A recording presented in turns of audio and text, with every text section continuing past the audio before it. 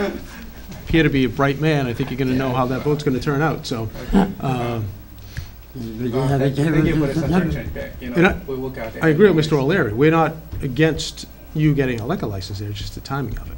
At least speaking for myself. In the process, where you are in the process. And again, we're limited as to how many licenses we have. No, what I try to say is that, I mean, even you approve for the liquor license, I mean, for Ginger Gourmet, I mean, we are not holding the liquor license, I mean, in essence, you are tying up because you have the rights and access to that license, and we can't do anything until the year expires, until December 31st.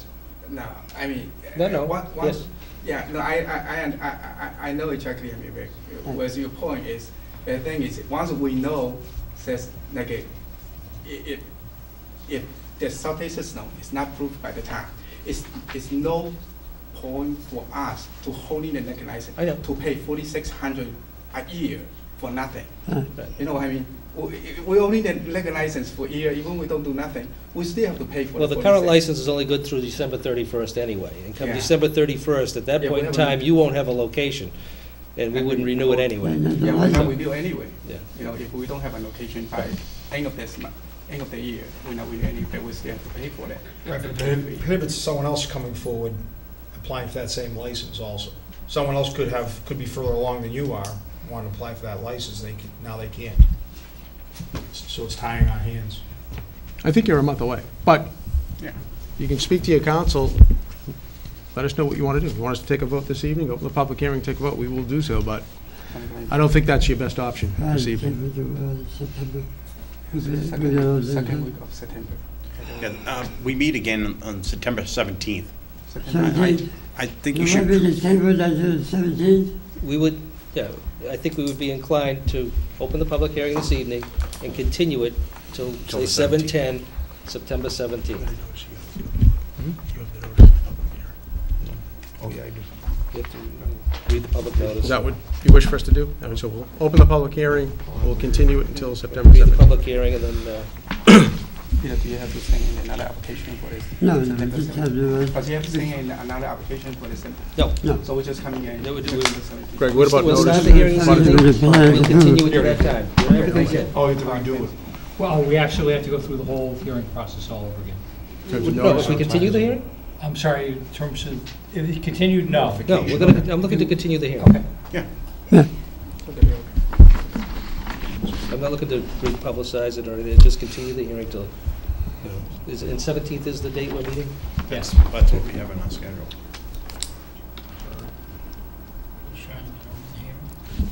Joe's looking for the public hearing notice. Just give us a moment. If I had that lock, Sometimes paper. if I had that lock, I could, but I have to read it sideways. That's the problem. I have to.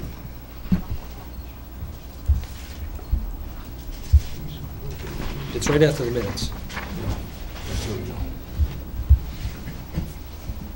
So just read it. Notice of public hearing in accordance with Chapter 138 of the Mass General Laws. A public hearing will be held by the Board of Selectmen in Room 14, Town Hall, 235 North Street on Monday, August 13, 2012, at 7:05 p.m. on the applicant of J.R. Crystal, Inc., doing business as Ginger Gourmet Restaurant for a common victular all alcohol license. Licenses to be excised at 265-277 Main Street, store number 10, North Reading, Massachusetts. Restaurant is a first-floor premise containing approximately 4,020 square feet of space, consisting of a dining area with a kitchen in the rear, entrance in the front, and egress in the rear of the building. Board of Selectmen. Public hearing is open. Do we have a... Mr. Chairman, I would suggest that we continue this public hearing till September 17th at 7:10 p.m. To allow the applicant to get further along in the application process with specifically the Board of Health and Conservation Commission, and at that time consider any further information they have. Are you making that a motion, Mr. O'Leary? Yeah, I will make that motion. But I just wanted to get into the record as to why I'm suggesting it.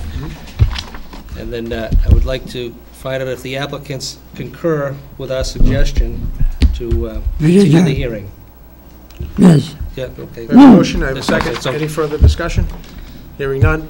All in favor? Aye. Aye. Okay, so we'll see you on September 17th. All right. Thank you. 7:10.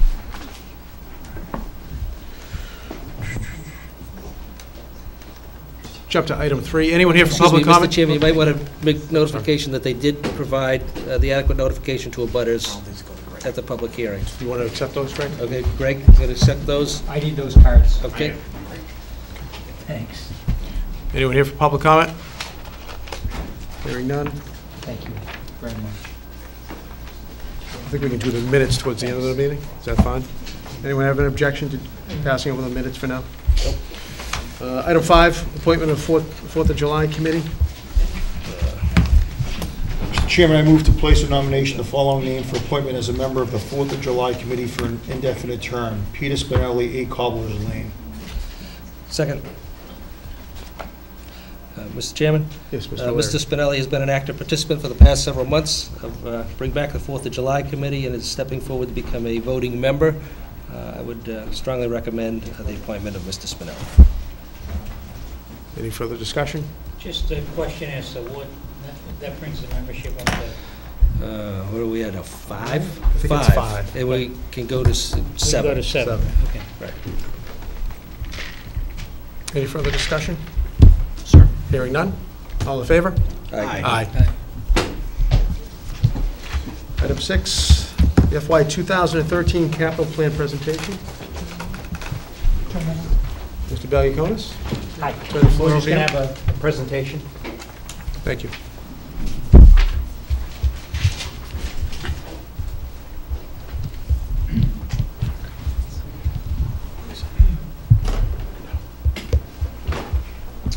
The items that are being submitted for October town meeting.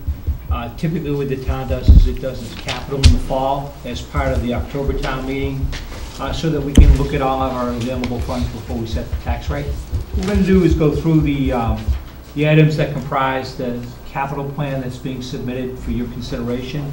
Requires action and approval of the board, and I hope that you would vote your recommendations at next week's meeting. That'll allow us an opportunity to get the information to the Finance Committee and also get it into the town meeting warrant, which is the desire of the board.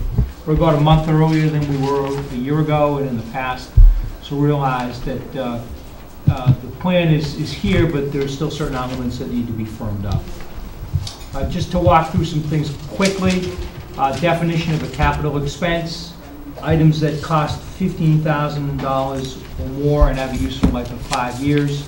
I mentioned that the preference is to submit October items to October town meeting so that we can use available free cash and other available funds prior to setting the tax rate.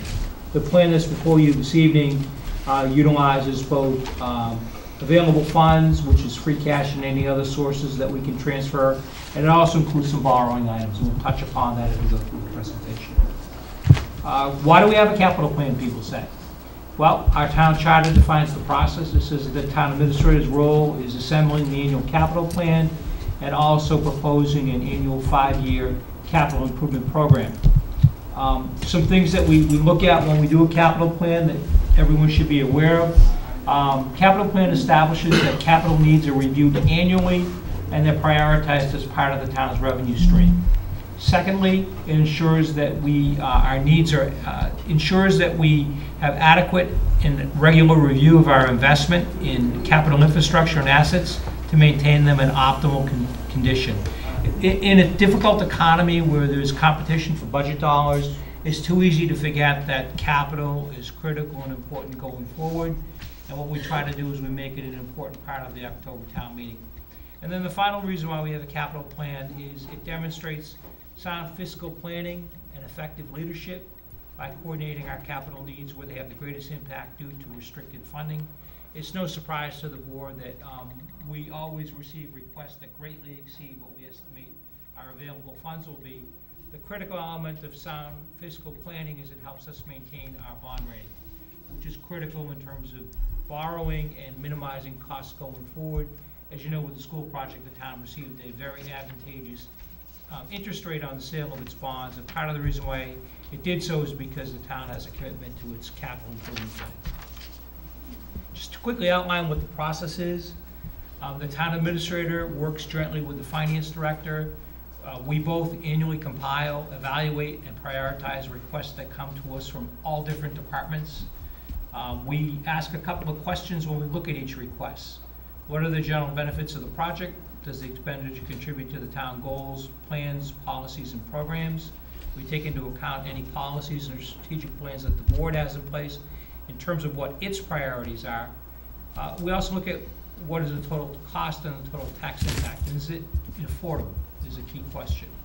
There are many worthy projects that at this point we deem as being unaffordable, and therefore they don't necessarily make the short list that comes to you every year for town meeting. And then the last thing that we look at are their legal or public safety implications and what we're trying to do. By deferring capital items, are there certain legal requirements that we're sidestepping? So we need to be careful in terms of how we analyze those items and make our recommendations before you. The capital plan highlights, and again, we'll go into each item individually. There is about $2.1 million that we've identified as being programmed for municipal and school projects. The highlights are there's a significant commitment to new technology. That new technology includes Munis, document management project, software and hardware upgrades. So that really the key element of the capital plan this year is commitment to technology. And I know that Selectman Masseri has been working with our finance director and our IT director over the last several weeks in terms of putting together a technology plan that will be presented this evening. The other elements of the capital plan that are noteworthy is it continues funding of the town's road improvement program as a supplement to Chapter 90. The board received notification this evening of the amount that we'll receive this year for Chapter 90.